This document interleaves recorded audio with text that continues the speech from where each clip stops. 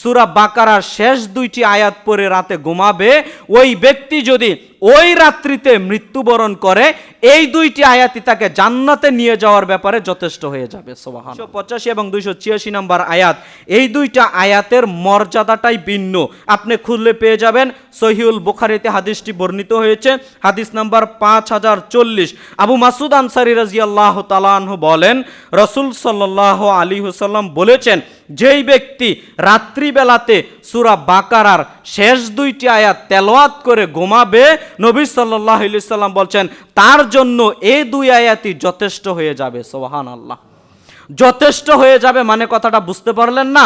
যথেষ্ট হয়ে যাবে মানে এর ব্যাখ্যায় ইমামগণ যেটা বলেছেন, বিদ্বানগণ যেটা বলেছেন, সেটা হচ্ছে যেই ব্যক্তি সূরা বাকারার শেষ 2টি আয়াত পড়ে রাতে ঘুমাবে, ওই ব্যক্তি যদি ওই রাত্রিতে মৃত্যুবরণ করে, এই 2টি আয়াতই তাকে জান্নাতে নিয়ে যাওয়ার ব্যাপারে যথেষ্ট হয়ে যাবে। সুবহানাল্লাহ। আরেকটি, সেটা হলো যেই ব্যক্তি এই 2টা আয়াত পড়বে, ওই ব্যক্তি সারা রাত শয়তান থেকে হেফাজতে থাকবে।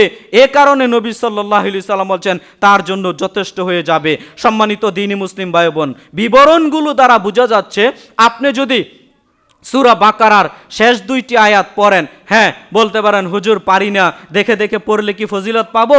নিঃসন্দেহে আপনি পাবেন। কথা বুঝাতে পারলাম? মুখস্থ পারলে মাশাআল্লাহ আলহামদুলিল্লাহ, অবশ্যই ভালো। যদি মুখস্থ না পারেন তাহলে দেখে দেখে তেলাওয়াত করেন, এরপরও আপনি ফজিলত পেয়ে যাবেন। এই 2টি আয়াত পড়ে যদি আপনি রাতে ঘুমান, তাহলে এই 2টি আয়াতই আপনার জন্য যথেষ্ট হয়ে যাবে। আপনি মৃত্যুবরণ করলে এই 2টি আয়াতই আপনাকে ইনশাআল্লাহ জান্নাতে নিয়ে যাবে বলে রাসূল সাল্লাল্লাহু আলাইহি ওয়াসাল্লাম সহিহুল বুখারীর হাদিসের মধ্যে তিনি বলছেন।